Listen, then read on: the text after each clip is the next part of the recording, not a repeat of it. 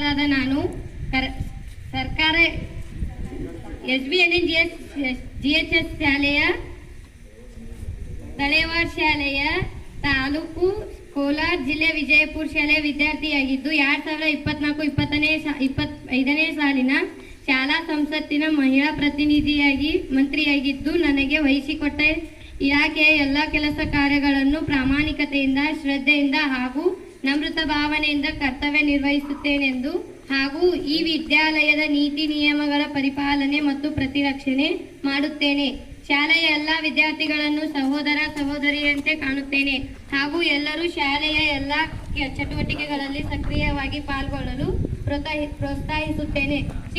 ಶಿಕ್ಷಕರನ್ನು, ಗುರು ಹಿರಿಯರನ್ನು ಹಾಗೂ ಪಾಲಕ ಪೋಷಕರನ್ನು ಗೌರವದಿಂದ ಕಾಣುತ್ತೇನೆ.